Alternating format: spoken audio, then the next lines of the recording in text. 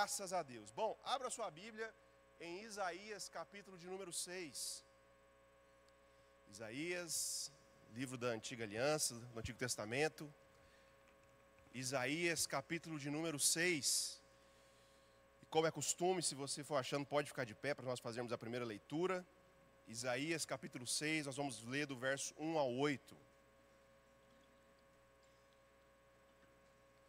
Para você que está visitando ou não trouxe sua Bíblia, o texto vai estar no telão também. Amém? Diz assim o texto. Isaías 6, verso 1.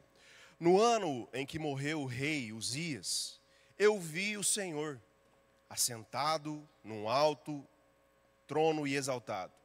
E a aba de sua veste enchia o templo. Acima dele estavam serafins. Cada um deles tinha 6 asas. Com 2 asas cobriam o rosto, com 2 cobriam os pés e com 2 voavam. E clamavam uns aos outros: Santo, Santo, Santo é o Senhor dos exércitos. A terra inteira está cheia da sua glória.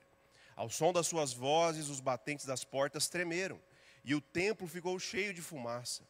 Então gritei: ai de mim, estou perdido, pois sou um homem de lábios impuros e vivo no meio de um povo de lábios impuros. E os meus olhos viram o Rei, o Senhor dos exércitos. Amém, vamos orar. Pai, muito obrigado pela tua palavra, ela é viva e eficaz. E Pai, nós queremos abrir os nossos corações e estarmos sensíveis ao tom da sua voz nessa manhã. Que o Senhor fale no nosso coração de maneira individualizada, que nós saiamos daqui edificados e crendo, Pai, que o Senhor sempre estará conosco em todos os momentos, mesmo quando nós não conseguimos enxergar tudo aquilo que precisávamos. O Senhor é fiel em todo o tempo e nós te louvamos em nome de Jesus. Amém. Pode se assentar. Bom, irmãos, o tema da mensagem hoje vai ser com base no livro do profeta Isaías. Então o tema da mensagem é Isaías, e eu quero falar um pouco hoje sobre inteligência espiritual. Isaías, inteligência espiritual. Bom, nós vivemos hoje num tempo de grandes mudanças. Estamos vivendo aí uma época que parece que cada dia sai uma notícia nova, uma informação nova chega a respeito de um novo avanço tecnológico.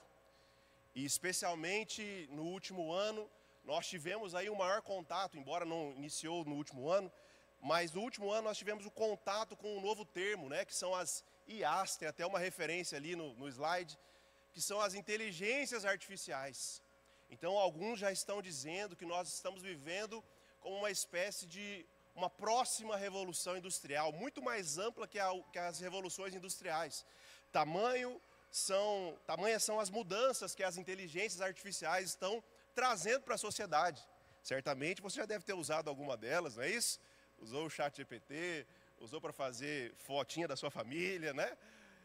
Então, nós estamos vivendo essa época. E o avanço tem sido tão rápido que cada dia surge uma nova notícia. São tantas mudanças, tantas tendências. E alguns já dizem que, né, promovendo aí previsões que algumas profissões serão extintas. Que o trabalho que você faz hoje talvez não vai... É um robô que irá fazer amanhã. Então a gente vive essa época, né, de tantas mudanças, tantas novas conjunturas. Alguns dizem, se você não tiver uma inteligência artificial no seu negócio, sua empresa vai falir. Ou seja, existem tantas perspectivas, são tantas vozes dizendo hoje a respeito dessas mudanças, que isso gera em nós ansiedade. Meu Deus, será que o meu trabalho não vai servir daqui 5 anos? Será que um robô vai me substituir? E nós estamos vivendo no meio dessas IAs, no meio dessas mudanças, e a Bíblia diz, né, que no fim dos tempos a ciência se multiplicaria. E no meio de todo esse contexto, como tem estado o nosso coração? Será que nós temos sido captados por essas mudanças? Será que nós estamos vivendo reféns dos noticiários? Será que nós estamos vivendo de maneira ansiosa? Ou o nosso coração tem estado descansado no Senhor? Recentemente o pastor Tiago ministrou uma mensagem sobre descansar no Senhor, descansar na bondade de Deus. Como tem estado o nosso coração? São tantas vozes, são tantos ângulos. E hoje eu quero aqui ministrar a respeito da vida do profeta Isaías. Isaías, semelhante a nós, pode baixar um pouquinho o microfone. Isaías, semelhante a nós, ele viveu numa época também de constantes mudanças. Na época de Isaías, os reinos do mundo estavam mudando. os impérios estavam em sucessão. Ora era o Império Assírio, ora era o Império Babilônico. Haviam ali, a Babilônia também era um reino de muitos avanços tecnológicos, os jardins suspensos da Babilônia. Isaías viveu também, a sua época, um momento de grandes mudanças. Mas Isaías não se deixou ser cooptado pelas mudanças. Isaías não viveu uma vida ansiosa. Isaías viveu uma vida de acordo com a perspectiva celestial. Amém? E eu creio que o profeta Isaías tem muito a nos ensinar nessa manhã. E obviamente, o livro do profeta Isaías tem 66 capítulos. O objetivo aqui não é nós destrincharmos todo o livro de Isaías. Mas aqui, hoje nós vamos fazer uma espécie de um trailer do livro de Isaías. Amém? Vamos pegar alguns pontos principais e principalmente vamos estar focados naquilo que Isaías teve de inteligência espiritual. Amém, irmãos? Esse termo talvez não seja o melhor dos termos, mas é só um comparativo com as inteligências artificiais, para nós voltarmos os nossos olhos para o reino do Espírito, para que nós possamos ter o nosso coração envolvido pelas dimensões do Espírito, no meio de tantos ângulos e tantas vozes, e o tema da Dennis Wick é ângulos e vozes.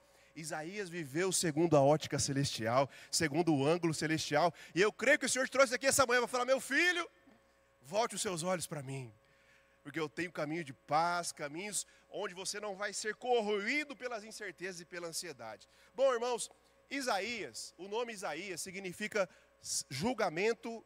Na verdade, Isaías significa salvação do Senhor. Amém? Salvação do Senhor.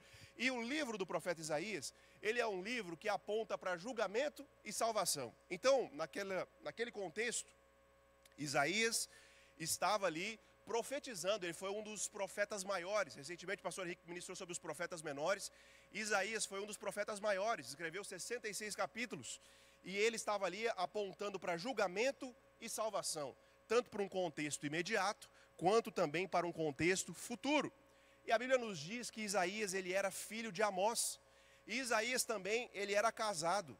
E a esposa de Isaías, está lá em Isaías 8:3, ela era chamada de profetisa. Então imagina um casal abençoado, irmão. Um era profeta e o outro era profetisa. O casal do manto, do fogo, do chaba. Era a família de Isaías. E Isaías teve 2 filhos. Já nós vamos conhecer o nome dos filhos deles. Aí o texto nos diz, o texto que nós lemos, diz assim: no ano em que morreu o profeta, o rei Uzias, eu vi o Senhor assentado no alto e sublime trono. Bom, Isaías então começa a profetizar no ano em que morre o rei Uzias.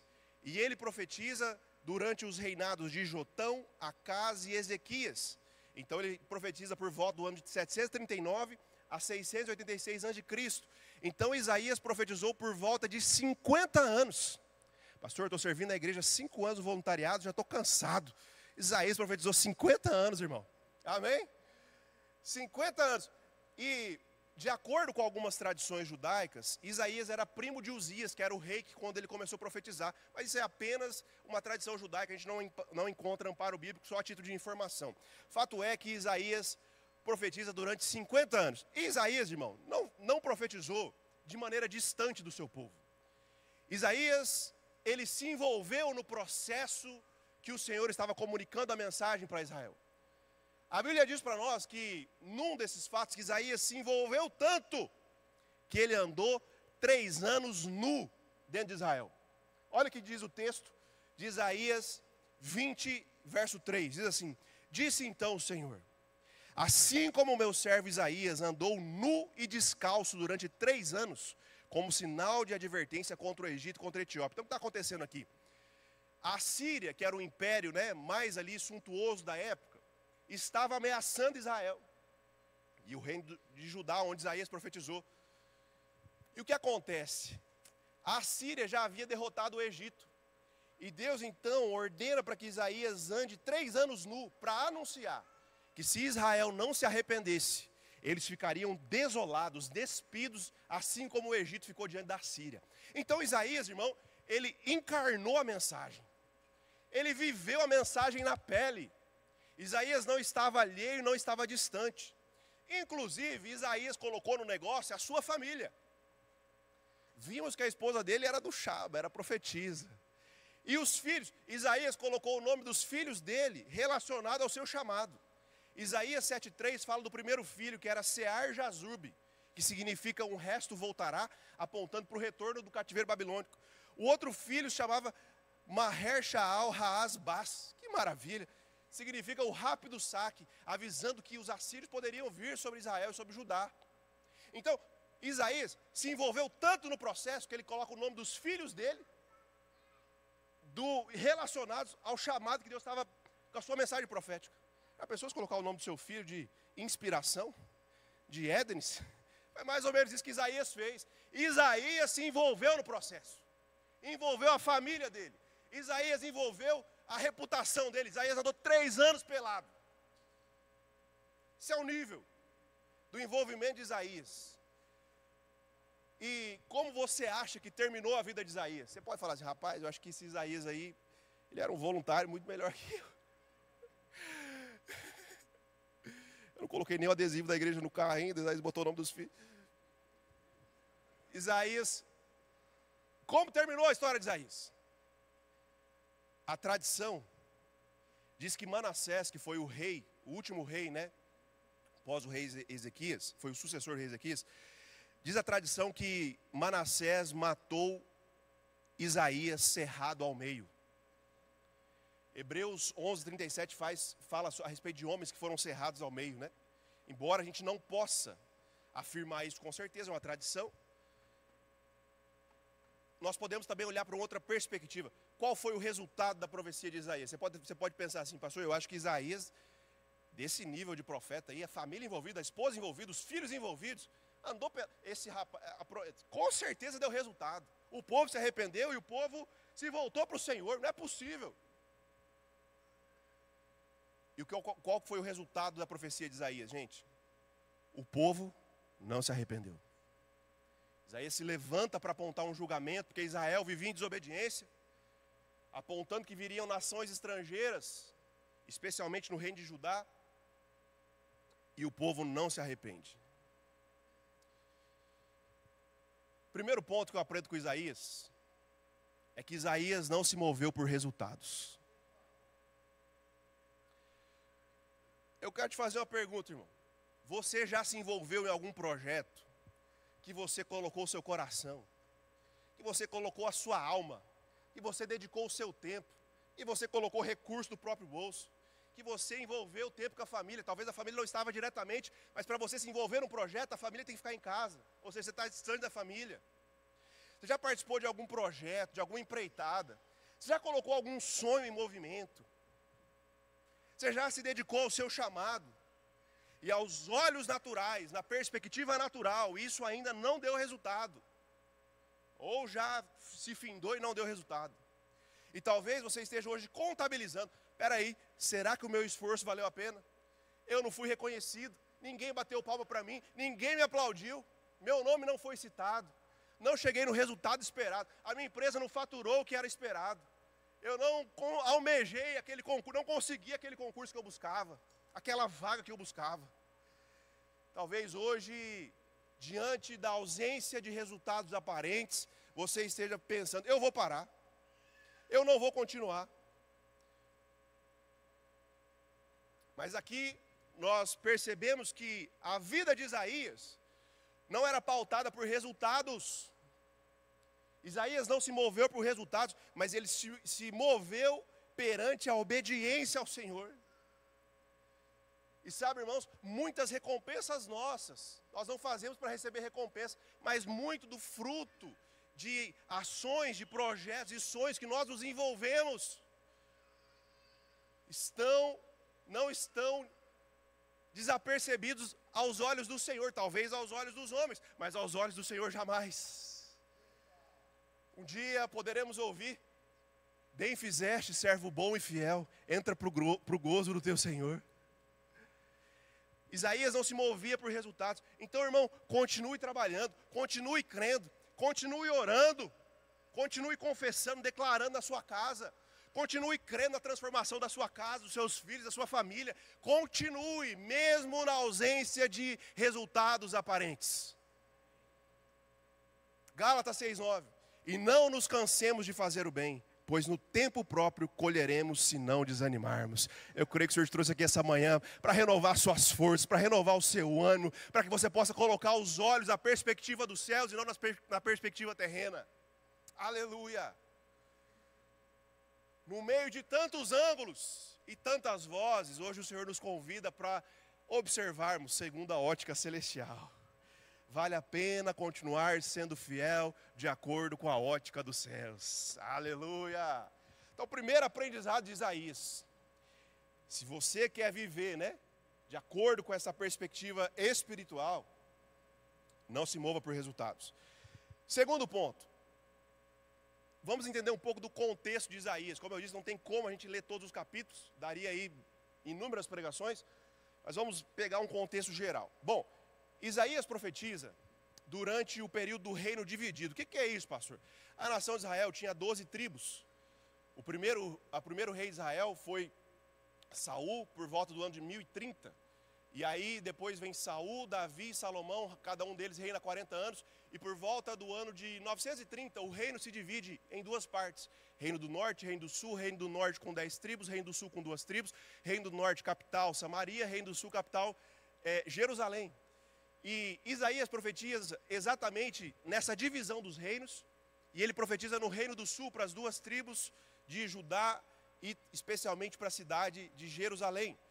E quando o reino se divide, no ano 930, passam-se quase 200 anos para se iniciar a profecia de Isaías. E Isaías profetiza durante a morte, quando o rei Uzias morre, Isaías começa a profetizar. E Isaías então profetiza durante a morte do rei Uzias, no ano que o rei Uzias morreu, e o rei Uzias foi o 10º rei de Israel. 10º rei, da tribo do sul. Bom, e talvez, se nós assim não nos atentarmos aos detalhes, você pode pensar, bom, ok, o rei Uzias morreu e Isaías profetizou quando o rei Uzias morreu, começou a profetizar. Irmãos, mas quando nós olhamos o que representava o rei Uzias ter morrido para a nação de Israel, nós conseguimos ter noção do impacto da morte desse rei. A Bíblia nos diz que Uzias reinou por volta de 52 anos e foi considerado um rei fiel. 2 Crônicas 26, verso 4, diz assim: e ele fez o que o Senhor aprova, tal como seu pai Amazias, porque deu-se a buscar a Deus nos dias de Zacarias, que era entendido nas visões de Deus. E nos dias em que buscou ao Senhor, Deus o fez prosperar. Então esse rei Uzias, quando ele morre, Israel está no final de um período de muita prosperidade, porque Uzias buscou ao Senhor e Deus o fez prosperar. Então a nação de Israel estava bem economicamente, a taxa de juros estava bem baixinha. Todo mundo estava viajando para o Nordeste, todo mundo tirando férias, passeando e no shopping. A nação estava bem financeiramente. Uzias então era um rei que prosperou a nação de Israel, mas não só isso. Uzias, o versículo 2 do capítulo 26 de Crônicas, 2 Crônicas, diz que Uzias reconstruiu cidades, ele era um construtor. Uzias edificou torres no deserto e cavou cisternas, poços. Isaías fez a transposição lá na nação de Israel. Manteve lavradores das terras férteis, verso 10, pois ele amava a agricultura. Então, Uzias era um rei do agro. O agro gostava de Uzias, porque ele amava a agricultura. O verso 11 diz que ele investia no exército. Olha lá, organizou um exército bem preparado. O verso 14 diz que ele providenciou armas e equipamentos modernos para o exército. O verso 15 diz que ele construiu máquinas de guerra. E o verso de número 15 também diz que a sua fama se espalhou para longe. Então, no ano que morreu o rei Uzias, eu vi o Senhor, Isaías vê o Senhor. Então, quando Uzias morre, a nação está o quê? Prosperando, construindo cidades. O agro está em alta, a nação está prosperando. Só que o povo prosperou tanto que o povo se esquece de Deus. 2 Crônicas 26, 16 diz assim: mas havendo-se já fortificado, exaltou o seu coração até se corromper, e transgrediu contra o Senhor, porque entrou no templo do Senhor para queimar incenso no altar do incenso. Bom, o povo prosperou tanto, Uzias prosperou tanto, que ele no final da sua vida, a semelhança de Salomão, ele acabou se esquecendo do Senhor e sacrificou incenso no lugar de sacerdote. E por isso Uzias acaba morrendo de lepra, porque ele transgrediu. Então, no ano que morreu o rei Uzias, qual era a percepção do povo quando Isaías começa a profetizar? A percepção do povo era o quê? No aspecto econômico. A nossa fonte de segurança morreu. O rei que nos trouxe prosperidade morreu. O rei que alargou as nossas tendas. O rei que trouxe prosperidade morreu. No campo geopolítico, o que acontecia em Israel? As nações vizinhas agora estavam tramando contra Israel. O reino da Síria, posteriormente o Império Babilônico, os sírios também. Ou seja, havia uma instabilidade geopolítica. E no campo espiritual, o povo estava mergulhado em idolatria, segundo diz 2 Reis 15:4. Então o povo estava bem financeiramente, mas a sua fonte de segurança morreu. Haviam ameaças externas e o povo já havia se esquecido do Senhor. E aí então, no ano que morreu o rei Uzias, Isaías começa a profetizar, ele diz: eu vi o Senhor.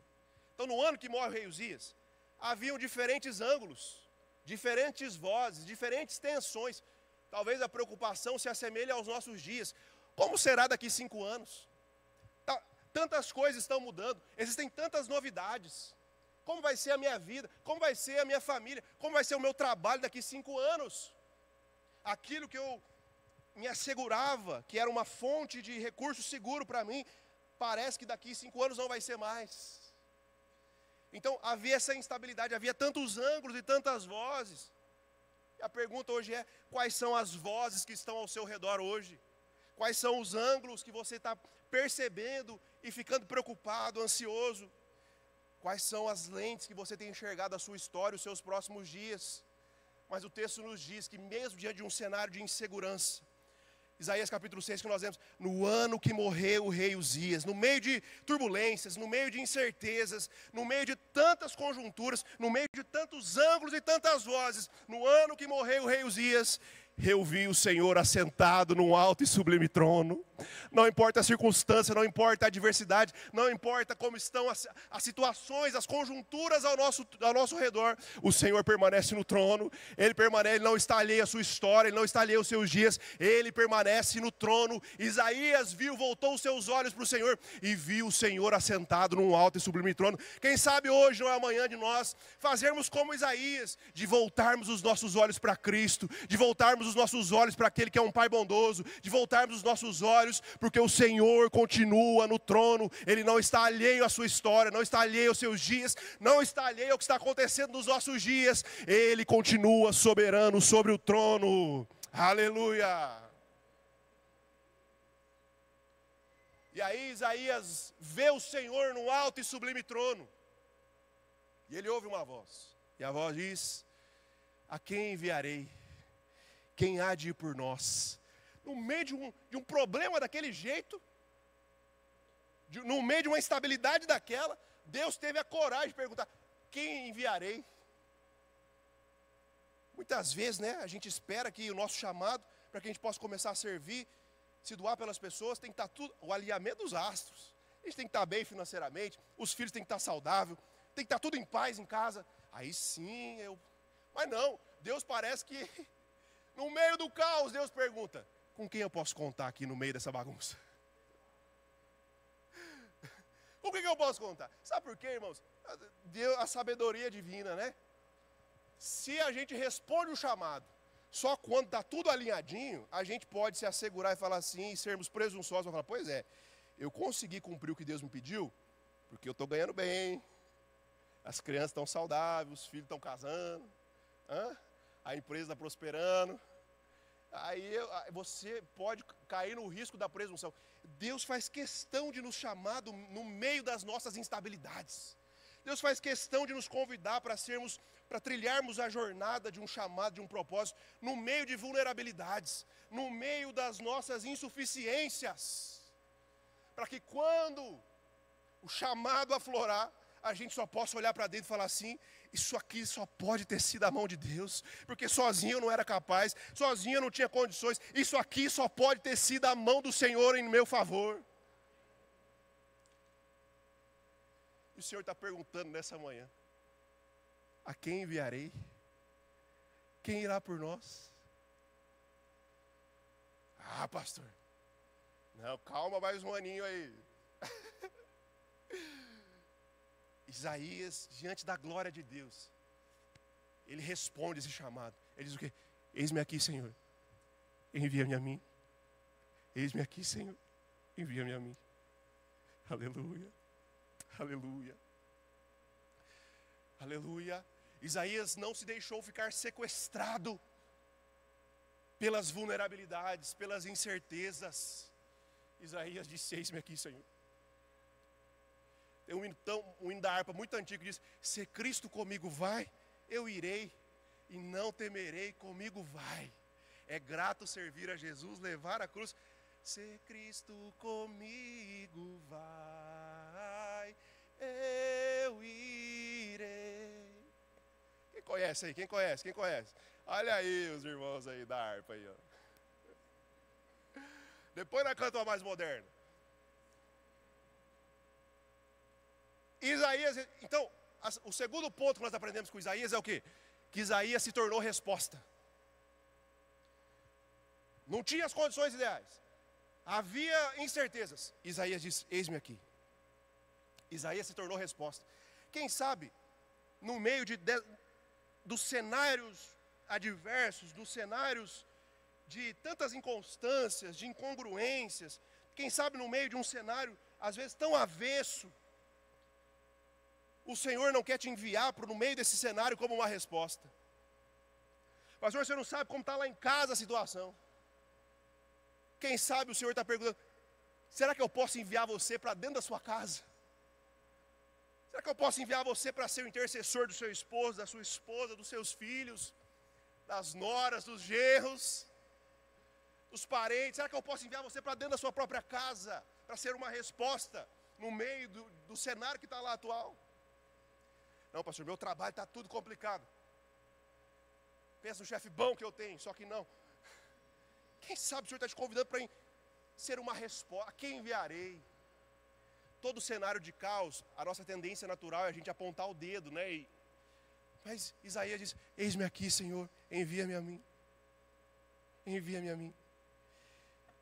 E Isaías chama Deus de o Santo de Israel 26 vezes. Ele viu a santidade do Senhor. E ele nomeia a santidade do Senhor 26 vezes. Nós só podemos falar a respeito daquilo que nós vimos. Então, quem sabe o Senhor está nos convidando para que nós, no meio de tantos ângulos, tantas vozes, a gente coloque os nossos olhos, igual Isaías estava ali, essa figura feita por inteligência artificial também.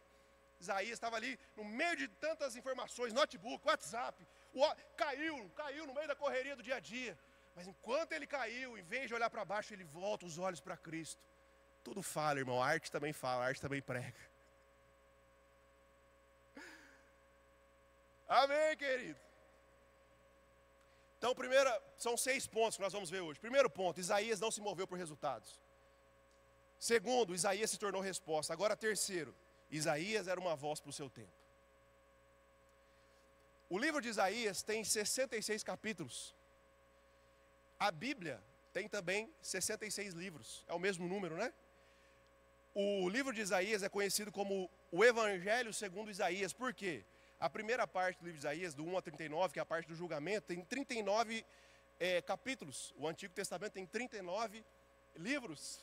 Já a segunda parte tem 27 capítulos, assim como o Novo Testamento tem 27 livros. Então, alguns chamam o Evangelho segundo Isaías, porque Isaías também foi um profeta messiânico, apontou para Cristo.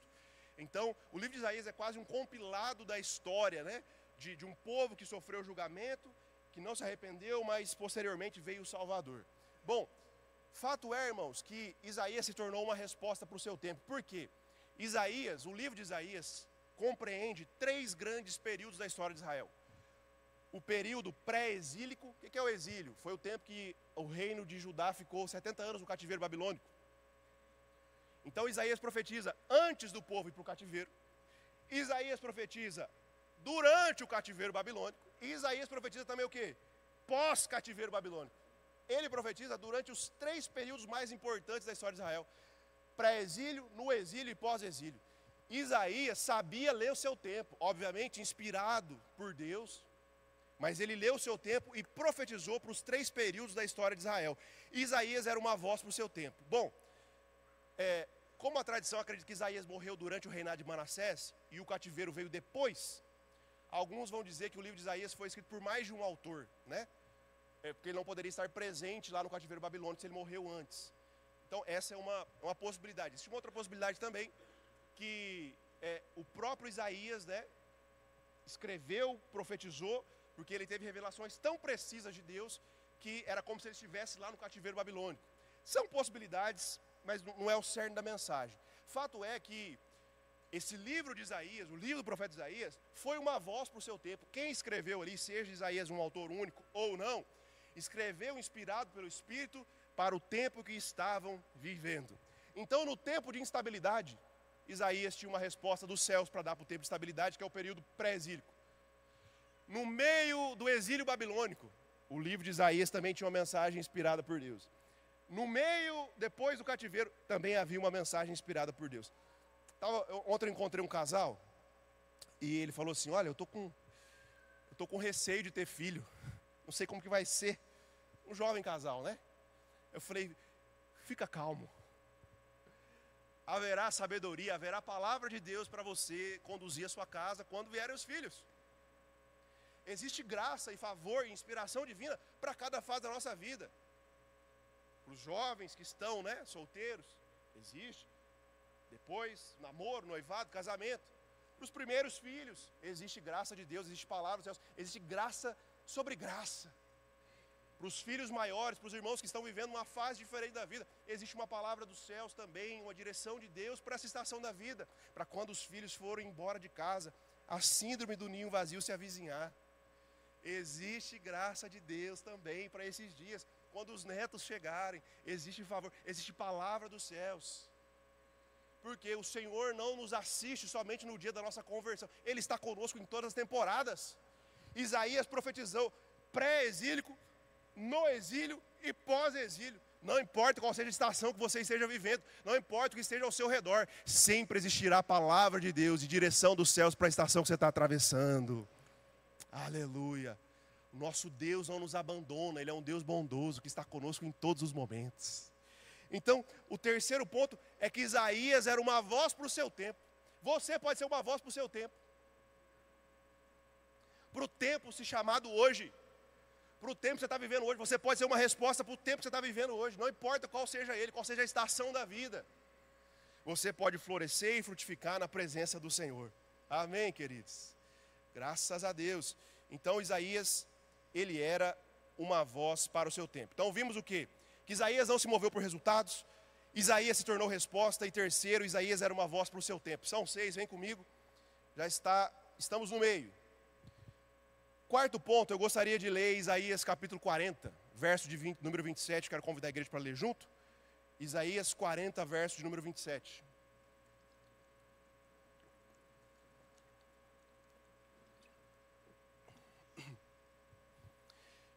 Isaías 40, verso 27, diz assim: Por que você reclama, ó Jacó, e por que se queixa, ó Israel? O Senhor não se interessa pela minha situação. O meu Deus não considera a minha causa. Será que você não sabe? Nunca ouviu falar?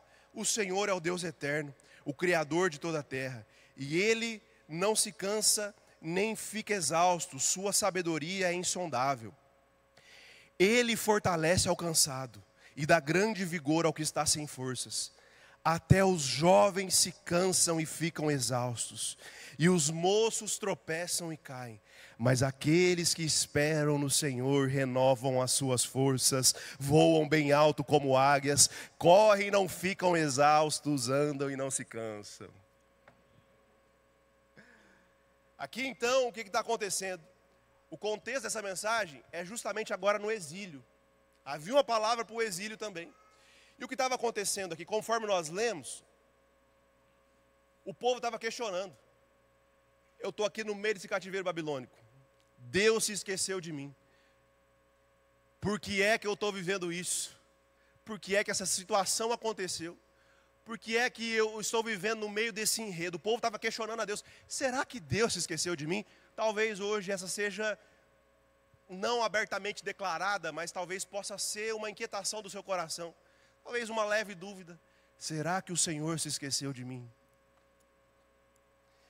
Isaías, então, mediante a inspiração do Espírito, convida aquele povo a olhar para o alto, para olhar para a obra criada. Isaías traz uma figura de linguagem, ele diz o quê? Até os jovens se cansam, e os moços tropeçam. Mas aqueles que esperam no Senhor, renovam as suas forças. Obviamente aqui, o sentido não é no sentido físico, né, necessariamente, mas está falando sobre um renovo espiritual, porque o contexto era desesperança. Então essa fraqueza, essa tristeza que estava se abatendo, dos jovens estarem cansados, dos moços se cansarem, era num contexto de desesperança. Talvez seja o seu contexto hoje em alguma situação da sua vida, alguma área da sua vida, um contexto de desesperança. Mas aí o texto diz que aqueles que esperam o Senhor podem renovar sua esperança, podem ser fortalecidos no Senhor, podem provar novamente de algo novo. Aqueles que esperam o Senhor renovam as suas forças, renovam as suas esperanças e voam bem alto como a águia. E talvez fale assim, não, pastor, aí já exagerou. Eu estou nem conseguindo andar direito, como que eu vou voar como a águia? Irmãos, e é tão maravilhoso quando a Bíblia usa, né, essas figuras assim, porque elas ministram muito ao nosso coração. Israel estava num contexto de exílio, de desesperança. Israel não conseguia enxergar nenhum palmo à sua frente. Havia uma neblina de desesperança, que Israel não enxergava nenhum ângulo sequer além da sua necessidade imediata. Israel estava ali vendada pela desesperança. E aí Deus, no meio da desesperança, fala assim: existe uma visão de águia no meio da desesperança. E eu estava ouvindo o pastor Hernandes Dias Lopes, e ele faz uma aplicação tão maravilhosa dessa figura da águia. E ele diz o quê, né? Ele traz esse dado que a águia, ela... Você já ouviu aquela expressão, visão de águia? Já ouviu? Visão de águia, já ouviu essa expressão? Não, vocês vivem em qual mundo, gente? Marte? Misericórdia. Fala, já ouvi, irmão. Pronto. Visão de águia. Que a águia tem uma visão privilegiada, não é isso? Está ali o Vini, o nosso oftalmo, pode dar uma aula para nós. Mas a águia, ela tem um dispositivo nos seus olhos, uma organela, não sei o nome, chamada fóvea. E os seres humanos têm uma fóvea. A águia tem quantas fóveas? 2 fóveas. A fóvea é o que permite enxergar com clareza, com nitidez. Me perdoa, viu, Vini, se eu estou falando errado, depois você corrige aqui, você só vê. Permite enxergar, por exemplo, a águia enxerga até 1,5 km com nitidez. Misericórdia, pastor, não enxergo nem aqui na frente direito. A águia é 1,5 km. Ela tem nós temos a fóvea também para enxergar, mas você percebe, por exemplo, se eu estou olhando aqui para o pastor Tiago, eu estou vendo que esse homem de Deus maravilhoso aqui, amém? Mas eu consigo ver uma visão periférica, eu não consigo enxergar com nitidez que eu vejo o pastor Tiago, os demais irmãos, quem está entendendo isso? A águia não, como ela tem 2 fóveas, a águia conseguiria olhar para o Tiago e com a mesma nitidez enxergar o resto. Então Israel está o quê? No meio de um cenário de desesperança. Não enxergava nada, só enxergava, dizia até que Deus havia abandonado. E Deus diz que no meio de um cenário de esperança, aqueles que esperam no Senhor, renovam as suas forças e podem enxergar como a águia. Sabe por quê? A águia enxerga o quê? Contexto. A águia não enxerga somente o que está imediatamente à sua frente. A águia enxerga contexto. E se Israel enxergasse o contexto, já haviam profecias bíblicas que apontavam que a nação de Israel ficaria 70 anos, até os anos estavam profetizados. Se Israel se atentasse ao contexto como um todo, Israel se lembraria que havia uma promessa de esperança, que Deus traria Israel novamente para a sua terra, de volta do cativeiro. Talvez o momento que você está vivendo hoje é tão intenso, que você não consegue enxergar o contexto de tudo que Deus já fez na sua vida, ou das palavras que já foram ditas a teu respeito. A dor é tão aguda, que você não tem fóvea suficiente para enxergar, que Deus já te livrou de situações talvez piores, que a graça e a bondade de Deus já te sustentaram em situações talvez mais adversas, que a graça de Deus já te favoreceu, de maneira imerecida, que você não merecia, mas Deus, o Filho de Deus morreu numa cruz em seu lugar, que você foi amado, que você é aceito, que você é escolhido, e que seu nome está no livro da vida. Você não consegue ver isso, só consegue ver o problema. E aí, Isaías profetiza que aqueles que esperam no Senhor renovam as suas forças.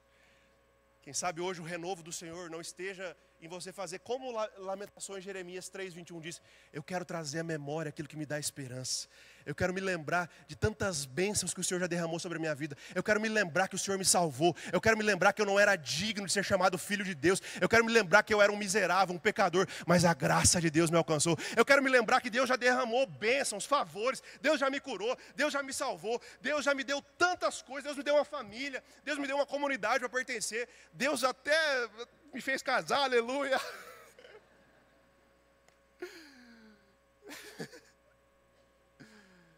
Para quem não casou, vai crendo. Olha o Giag, olha o contexto. Você pode ter uma bênção do lado. Aumenta essa fome aí, irmão. Acho que os homens não têm fóvea, né, Vini? Porque a gente não enxerga nada, né? A esposa manda, pega o negócio lá. Você acha tudo menos o negócio. A gente não tem, é só as mulheres que tem. Irmãos, eu quero dizer para você que o que às vezes pode nos trazer esperança é nós olharmos o contexto. Talvez você esteja reclamando tanto do seu cônjuge, do seu esposo, da sua esposa. Você não vê o quanto ele é abençoado em tantas outras áreas. Está reclamando do bife que está duro, mas ela faz um arrozinho maravilhoso. Amorosa, fiel, temente ao Senhor. Vamos olhar o contexto.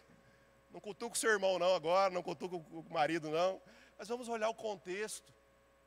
E naquelas áreas de fragilidade, que nós possamos nos levantar como intercessores, como pessoas que vão aprimorar, ser canal de bênção, ser canal de favorecimento. Vamos olhar o contexto. Talvez você esteja reclamando tanto de uma situação, do seu trabalho, mas espera lá, você está num ambiente que alguém confiou uma responsabilidade a você. Vamos nos lembrar e ser fiéis disso. Talvez na igreja existem tantas pendências que você possa nomear, mas espera lá, o que Deus já fez na sua vida aqui, o que Deus já trabalhou em você, como você está sendo desenvolvido. Vamos olhar o contexto. Olhar de águia. E aqueles que esperam no Senhor renovam as suas forças. Que essa seja uma manhã de trazermos à memória aquilo que nos dá esperança. E o Senhor é bondoso, o Senhor é maravilhoso. Às vezes parece que a gente fica com amnésia, né? Tudo que Deus fez não vale mais. A gente só fica focado naquele pontinho ali. Então, quarto ponto. A esperança de Isaías estava no Senhor. Aqueles que esperam no Senhor renovam as suas forças. Então nós vimos que Isaías não se moveu por resultados. Isaías se tornou resposta. 3, Isaías era uma voz para o seu tempo. 4, a esperança de Isaías estava no Senhor. Só tem mais duas, mais curtinha. Vem comigo. Que eu não prometo não atrapalhar o seu almoço. Se quiser me convidar para ir lá, estamos aceitando também. Brincadeira. Agora quero ler Isaías capítulo 37. Isaías capítulo 37, verso de número 33. Isaías 37, verso 33. A banda, se quiser, pode subir. Tá? Os nossos lindos do CITES, Yasmin, pode subir. Isaías 37, 33 diz assim: por isso, assim diz o Senhor acerca do rei da Síria: ele não entrará nessa cidade, não atirará aqui uma flecha sequer. Não virá diante dela com escudo e nem construirá rampas de cerco contra ela. Pelo caminho por onde veio voltará, não entrará nessa cidade, declara o Senhor. Eu defenderei essa cidade e a salvarei, por amor de mim e por amor de Davi, meu servo. Então o anjo do Senhor saiu e matou 185.000 homens no acampamento assírio, quando o povo se levantou na manhã seguinte e só havia cadáveres. Que texto, né, irmãos?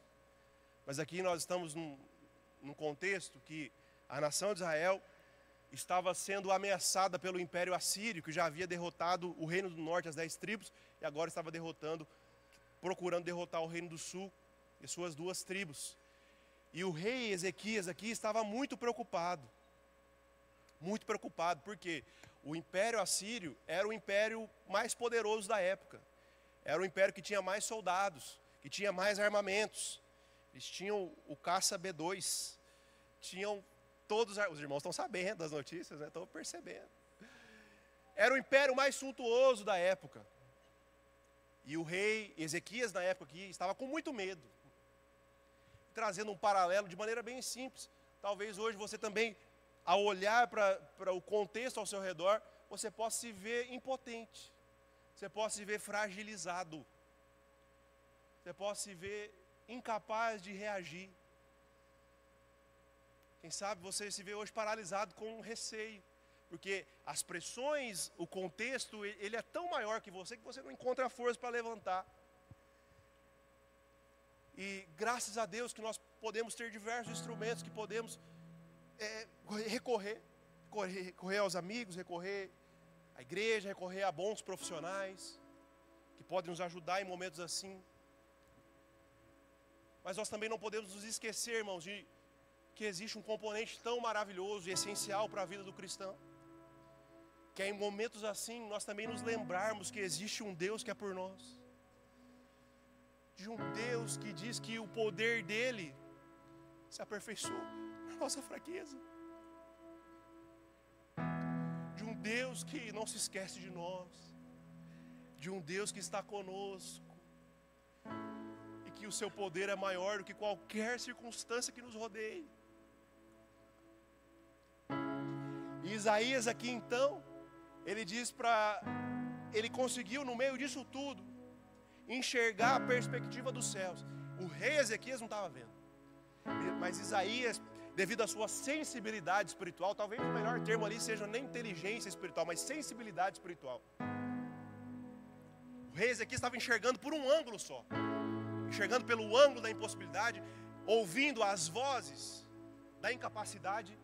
Mas Isaías aqui teve uma sensibilidade espiritual para perceber que o Senhor estava a favor da nação de Judá. E aí o texto diz que na manhã seguinte o povo não fez nada. Na manhã seguinte, num passo, num toque, todo o exército assírio se desfez. Irmãos, sim, nós podemos pensar em possibilidades lícitas, favoráveis para nós resolvermos circunstâncias, mas nós somos o povo que cremos no sobrenatural de Deus. Nós não podemos ser irresponsáveis, jogar tudo na conta de Deus, falar: Deus, resolve aí. Mas o nosso coração não pode simplesmente se limitar àquilo que é natural, àquilo que é palpável, àquilo que é lógico. Nós somos o povo que crê que o Deus existe, enviou seu Filho, morreu, derramou o sangue dele para resolver a questão do pecado. Nós temos fé para isso. Ou seja, nós somos o povo que crê que o nosso Deus, ele age numa perspectiva que não é presa aos aspectos naturais. Nós cremos no Deus que move o sobrenatural. Isaías enxerga o quê? No meio de tantos ângulos e tantas vozes, que é o tema da Wiki, estou fazendo merchan aqui, Éden Wiki, ângulos e vozes. Isaías enxergou no ângulo e na voz dos céus. Quem sabe o Senhor não está nos convidando aqui essa manhã para enxergarmos segundo a perspectiva celestial e não deixar o nosso coração se esmurecer diante dos contextos que nos assombram.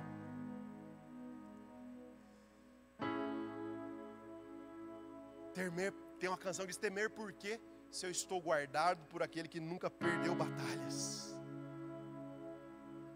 E aí agora o último verso para nós orarmos. Isaías, então nós vimos o tópico 5, que Isaías ouviu a perspectiva do céu. Só recapitulando: 1, Isaías não se moveu por resultados. 2, Isaías tornou resposta. 3, Isaías era uma voz para o seu tempo. 4, a esperança de Isaías estava no Senhor. E 5, Isaías ouviu a perspectiva dos céus. E agora o último ponto para a gente orar. 6º ponto: os olhos de Isaías estavam em Cristo. Eu quero ler Isaías capítulo 9, verso número 6. Irmãos, eu fiquei tão feliz buscando o Senhor que ministrar essa manhã. Aí eu cheguei aqui, não estava nada comendo, não falei nada com os meninos do CIDS. E quando eu cheguei, e nós vimos eles ministrando exatamente a canção que fala sobre esse versículo. Então eu creio que de alguma forma o Senhor quer falar ao seu coração. Perceba na perspectiva sobrenatural, celestial. Amém? Deus quer falar, está falando. Isaías 9,6 vai dizer o quê? No meio daquele tumulto todo, diz o quê? Porque um menino nos nasceu, um filho nos foi dado, e o governo está sobre os seus ombros. E ele será chamado maravilhoso, conselheiro, Deus poderoso, Pai eterno e príncipe da paz. Aleluia! Aleluia! Aleluia!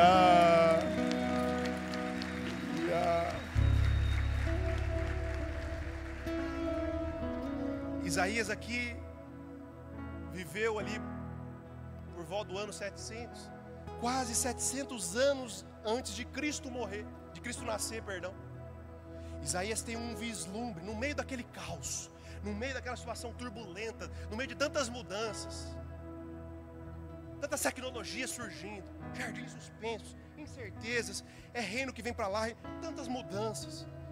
Isaías, 700 anos antes de Cristo morrer, ele é chamado de um profeta messiânico, porque ele profetizou a respeito da chegada de Cristo. Isaías profetiza no meio daquele tumulto todo. Ele é inspirado por Deus. O profeta é um porta-voz dos céus. Ele diz: porque um menino nos nasceu, um filho se nos deu, e o seu nome será chamado maravilhoso, conselheiro, Deus forte, Pai da eternidade, príncipe da paz. E esse rei, 700 anos depois, ele morreu. E hoje aqui, 2725 anos depois, não sei se a conta é essa, me corrija, nós estamos aqui, agora aqui na frente, nos lembrando que havia uma profecia que um filho iria nascer e que ele veio a esse mundo para nos dar salvação. Talvez hoje, queridos, esse espírito do profeta Isaías precisa estar enraizado no seu coração, no meio dos seus contextos, no meio das suas nuances, no meio de todo o cenário que você está vivendo. Você precisa, no meio disso tudo, colocar os seus olhos em Cristo e se lembrar no dia chamado hoje, que esse Jesus que nasceu, Ele é maravilhoso, Ele é bom, o amor dele dura para sempre, Ele é maravilhoso, Ele é conselheiro. Além dele ser conselheiro, Ele nos deixou o Consolador, o Espírito que nos guia a toda a verdade. Então, no meio dos seus processos, você pode ter a convicção e a certeza que o Consolador e que o Conselheiro está contigo, e Ele pode te conduzir a toda a verdade, mesmo que você não esteja vendo. Parece que estou cercado, mas estou guardado por ti. E esse Conselheiro, esse ajudador, Ele pode te auxiliar em todas as coisas. Ele é maravilhoso, Ele é conselheiro, Ele é um Deus forte. Ele é mais forte que os enfrentamentos que você está passando. Ele é mais forte que as dificuldades que se avizinham. Maravilhoso, conselheiro, Deus forte. Ele é o Pai da eternidade. Talvez você esteja vendo um momento só, mas Ele é o Pai da eternidade. E Ele venceu no final. E você precisa se lembrar que se você está em Cristo, você está assegurado que Cristo é por você, e que no final nós estaremos reinando com Cristo eternamente. Porque Ele é maravilhoso, conselheiro, Deus forte, o Pai da eternidade, príncipe da paz. Talvez você entrou aqui hoje angustiado, ansioso. Eu vou perder meu emprego, o mundo está mudando, eu não sei, existe tanta desesperança. Ele é o príncipe da paz, que pode te encher de paz e te dar sabedoria para ser uma voz para o seu tempo também. Se aprender a se mover nesse tempo, com a sociedade do jeito que está, e o Senhor não vai te desamparar, Ele vai te dar sabedoria, Ele vai te impulsionar para que você viva aquilo que Ele tem reservado para você. Ele é maravilhoso, conselheiro, Deus forte, Pai da eternidade e o príncipe da paz, e essa paz está nesse lugar, e está disponível para que todos nós possamos provar da bondade de Deus. Quais são os ângulos que você tem enxergado a sua história? A perspectiva celestial de Isaías colocou os olhos em Cristo. Isaías 61 diz: levante-se e brilhe. É uma profecia para Israel, mas também fala conosco. Toda a escritura é inspirada. Ou seja, levante-se, brilhe. Não deixe ser dominado. Esse momento não te define, o momento não define a sua história. A sua vida não pode ser definida por um trauma. Existe saída, existem pessoas, profissionais, e existe a graça de Deus que pode te ajudar. A sua vida não precisa ficar paralisada num acontecimento. O Senhor já veio em seu favor. O burnout não te define, o seu esgotamento não te define, a ansiedade não te define. Você pode enfrentar, buscar ajuda, mas hoje se lembre que o Senhor está em seu favor, que Ele é maravilhoso, que Ele é conselheiro, Deus forte. Pode colocar o último slide para nós nos lembrarmos que Isaías teve a perspectiva de olhar segundo o ângulo dos céus, Coloca só o último slide para a gente lembrar aqui os 6 tópicos rapidamente. Eu vou ler aqui então. Diz assim, Isaías 1. Isaías não se moveu por resultados, não se mova por resultados. Continue, mesmo sem resultados aparentes. Isaías se tornou uma resposta. Você pode ser uma resposta para sua casa, para o seu trabalho, para a sua igreja. 3, Isaías era uma voz para o seu tempo. Existe algo para você liberar nesses dias. 4, a esperança de Isaías estava no Senhor. Aqueles que esperam no Senhor renovam as suas forças, percebem o contexto e enxergam a bondade de Deus. 5, Isaías ouviu a perspectiva dos céus. E 6, os olhos de Isaías estavam em Cristo. Aleluia. Você pode aplaudir o Senhor. Fique de pé no seu lugar, vamos cantar essa canção. Vamos colocar os nossos olhos em Cristo nessa manhã. Dizer que um menino nos nasceu.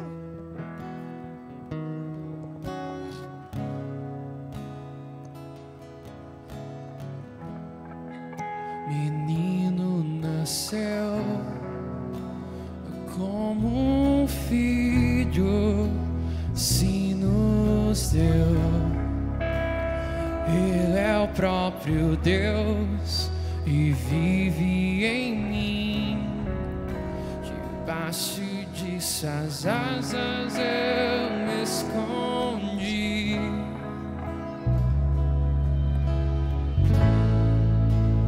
E o seu nome é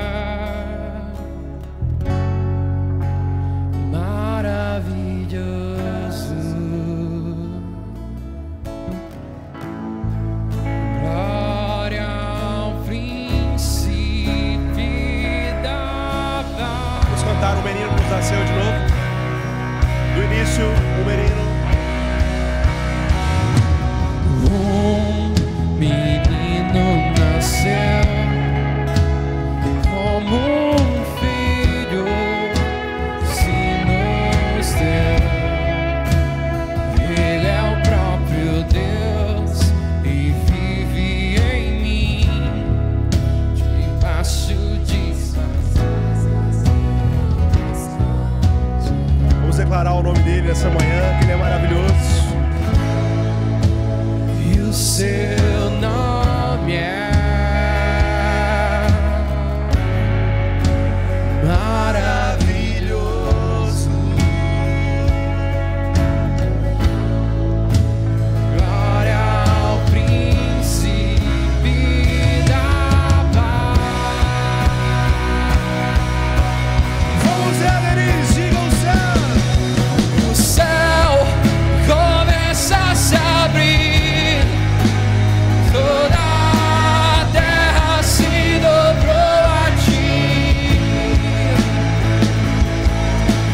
Cristo, Rei dos Reis, veio nos buscar.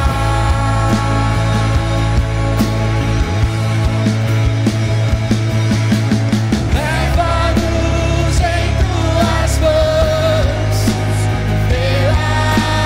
portas da cidade, da Nova Jerusalém, tua noiva vai entrar.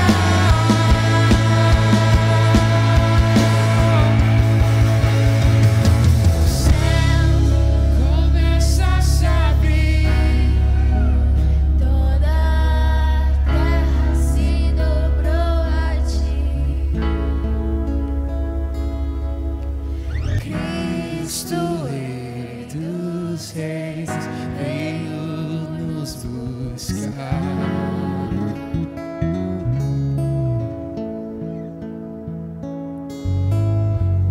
Leva-nos em tuas mãos, pelas portas da cidade, da Nova Jerusalém, tua noiva vai entrar. E naquele dia todos nós vamos cantar a santidade, cantando Santo,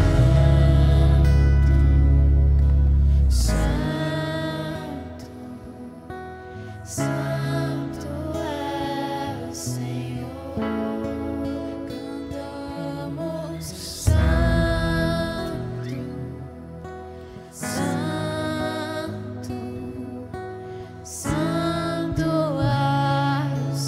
lá, levante o tom da sua voz, vamos exaltar o Senhor.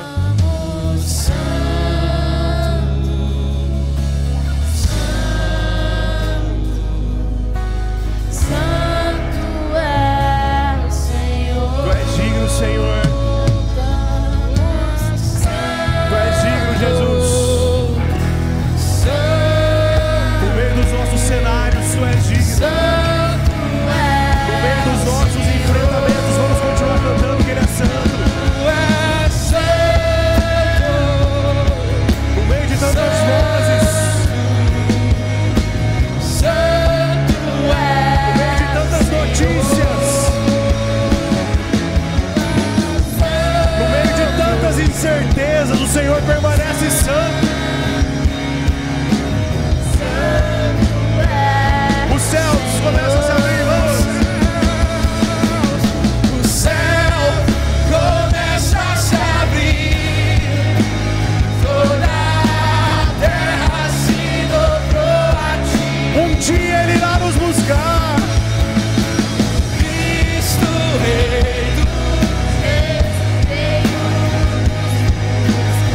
Essa é a nossa maior esperança, aleluia.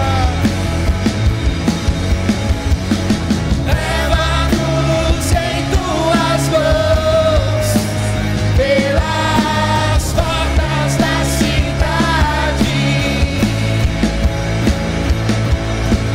na nova Jerusalém, Tua noiva vai entrar. Aleluia. Aleluia, aleluia. O Senhor é maravilhoso. O Senhor é maravilhoso. Aleluia. É digno, é maravilhoso. Quero convidar a igreja para fechar os olhos nesse momento. Eu gostaria de fazer um convite. Talvez você entrou aqui hoje e ouviu falar a respeito desse Jesus que te ama, que caminha ao seu lado, que Ele é maravilhoso, conselheiro, quer derramar paz sobre o seu coração, te salvar, escrever o seu nome no livro da vida. Mas se você entrou aqui essa manhã e brotou no seu coração o desejo de entregar o seu coração para Jesus, entregar a sua vida para o príncipe da paz. Se você está aqui nessa manhã e deseja entregar o seu coração para Jesus, no lugar onde você está, gostaria que você levantasse uma das suas mãos. Se você está aqui nessa manhã e gostaria de entregar o seu coração para Jesus, para conhecer Jesus, entregar a sua vida para Jesus, se você está aqui nessa manhã, levante bem alto a sua mão no seu lugar. Se você está aqui nessa manhã e gostaria de entregar a sua vida para Jesus. Amém, amém. Eu quero estender esse convite. Talvez você já tenha caminhado com Jesus, mas por algum motivo você se afastou. Mas hoje é o dia de voltar. Então se você está aqui nessa manhã também e gostaria de voltar para Jesus, de voltar para os braços do Pai, no lugar onde você está, eu gostaria também que você levantasse uma das suas mãos. Se você está aqui nessa manhã e gostaria de se reconciliar com Jesus e de voltar para os braços do Pai. Amém, graças a Deus. Eu vejo sua mão levantada ali. Quantos mais essa manhã querem entregar o seu coração, sua vida para Jesus, ou voltar para os braços do Pai? Você pode levantar a sua mão. Amém, graças a Deus. Graças a Deus. Graças a Deus, vejo sua mão levantada ali. Amém. Nós vamos orar por esses irmãos. E no final eu gostaria de vir aqui, que você pudesse vir aqui e eu pudesse orar por você. Amém? Nós vamos orar e vai estar aqui o time de milagres. O time de milagres não, o time de intercessão. Mudou o nome. Estou na antiga aliança. Amém? E aí, eles, acabando o culto, acabando a oração,